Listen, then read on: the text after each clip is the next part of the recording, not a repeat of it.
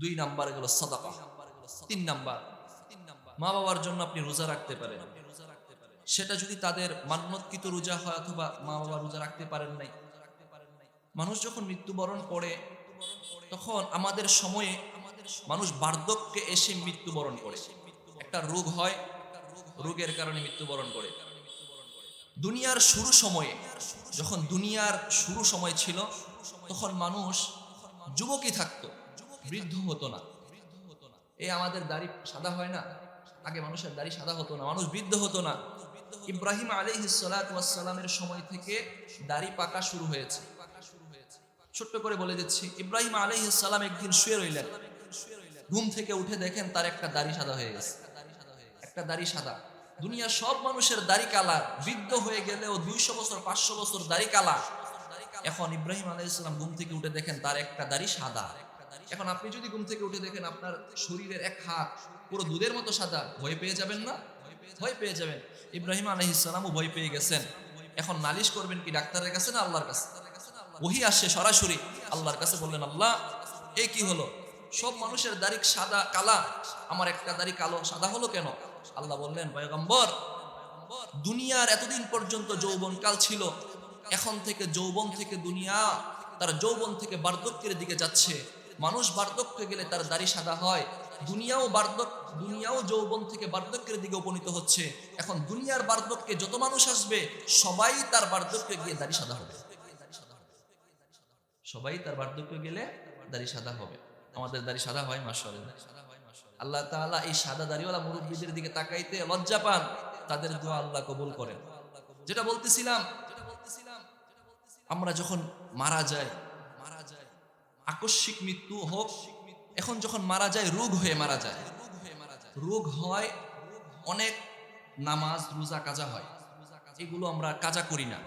3 number, মা বাবাদের জন্য আমরা সেই কাজা রোজাগুলো আদায় করব, আদায় করে দিব, কাফফারা দিব, না হয় আদায় করে দিব। আমি হাদিস বলার আগে একটা উদাহরণ দিচ্ছি, সেটা হলো দুনিয়া যখন শুরু সময় ছিল, যে কথাটা বলতেছিলাম, তখন মানুষ এই রোগ হয়ে মারা যেত না, এমনি মারা যেত।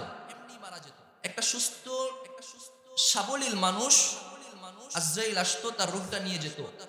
তো মানুষ অভিযোগ করা শুরু করলো, হাই হাই, আজরাইলের কি কোনো কাজ নাই নাকি? একটা সুস্থ মানুষ বিকালেও ভালো ছিল, সন্ধ্যায় মৃত্যু হয়ে গেল, সকালেও ভালো ছিল, সন্ধ্যায় মৃত্যু হয়ে গেল। তখন সবাই মিলে আজরাইলকে অভিযোগ করা শুরু করলো যে আজরাইলের কোনো কাজ নাই, একটা সুস্থ মানুষকে নিয়ে গেল। তখন আজরাইল গিয়ে আল্লাহর কাছে বলল, আল্লাহ আপনার আদেশ মানতে গিয়ে আমি মানুষের বকা খাই, এটা কোনো কথা হলো? মানুষ আমাকে বকা দেয় যে আমি সুস্থ মানুষটার প্রাণ নিয়ে আসছি। তখন আল্লাহ বললেন, এই বকা তোমাকে দেয়, চিন্তা করো না, তুমি যাও। তো এখন থেকে মানুষের আমি ব্যবস্থা করছি, সেটা হলো এখন থেকে মানুষ আর স্বাভাবিক মৃত্যু হবে না। এখন থেকে মানুষ মৃত্যুবরণ করবে, তার বয়স বেড়ে যাবে, বার্ধক্য হবে, মৃত্যুবরণ করবে। মানুষ আর তোমাকে বকা দিবে না, বলবে যে বুড়া হয়েছে, মরছে। এখন থেকে রোগ হবে, মারা যাবে, তোমাকে আর বকা দিবে না, বলবে রোগ হয়েছে, মারা গেছে। আজরাইল অভিযোগ করেছিল, আল্লাহ তাআলা বিষয়টা সলভ করে দিয়েছে। কারণ আমি যেটা বলতেছিলাম, আমাদের বেশিরভাগই মৃত্যুবরণ হয় অসুস্থতা, মৃত্যুর আগে অসুস্থ থাকে 1 মাস 2 মাস, অনেক লম্বা সময়, অথবা মৃত্যুর আগে দীর্ঘ সময় বার্ধক্যের কারণে নামাজ রোজা করতে পারে না, রোজাটা রাখতে পারে না, এমন অনেক মা বাবা আছে। তো তাদের এই রোজাগুলো যদি আপনি সন্তান হয়ে এই রোজার কাফারা না আদায় করেন, এই রোজাগুলো না রাখেন, কবরে থেকে তাদের আমলনামা গুনাহে লিপ্ত হতে থাকবে, তাদের কবরে শাস্তি হতে থাকবে। অথচ আপনি সন্তানের সামনে যদি আপনার পিতামাতাকে শাস্তি দেওয়া হতো, আপনি সেটা সহ্য করতে পারতেন না। এবার আপনি হাদিস শুনেন, সুনানে আবি দাউদের 3310 নম্বর হাদিসের বর্ণনা, আব্দুল্লাহ ইবনে আব্বাস রাদিয়াল্লাহু তাআলা আনহু বর্ণনা করেন। عن عبد الله بن عباس رضي الله تعالى عنهما قال جاء رجل أو امرأة إلى النبي صلى الله عليه وآله وسلم فقال يا رسول الله إن أمي ماتت عليه صوم شهرين أفأقضيه عنه؟ قال نعم أقضوها. لو كان على أمك دين لو كنت على أمك دين أكنت قاضيه؟ قال نعم. قال فدين الله أحق أن يقضي. আল্লাহর নবীর সাহাবী হযরত আব্দুল্লাহ ইবনে আব্বাস রাদিয়াল্লাহু তাআলা আনহুমা বর্ণনা করেন, এক পুরুষ অথবা এক মহিলা রাসূলের কাছে আসলো। আবু দাউদের হাদিসে আসে একই হাদিস, এক মহিলা আসলো। বুখারীর হাদিসে আছে একজন পুরুষ আসলো। যেই হোক হাদিসটা আমাদের জন্য গ্রহণযোগ্য, হাদিসের আমলটা আমরা নিব। এসে বললেন, ইয়া রাসূলুল্লাহ, ইয়া হাবিবাল্লাহ, ইন্না উম্মি মাতাত, আমার মা মারা গেছেন। ওয়া আলাইহি ওয়া আলাইহি আও আলাইহা ওয়া আলাইহা সাওমু শাহরিন, তার উপর এক মাসের রোজা কাজা রয়েছে।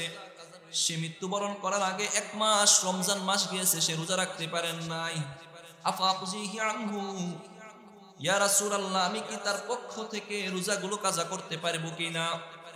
আল্লাহর হাবিব সাল্লাল্লাহু আলাইহি ওয়াসাল্লাম প্রথমে তাকে একটা যুক্তি দিলেন, তারপরে বুঝাইলেন।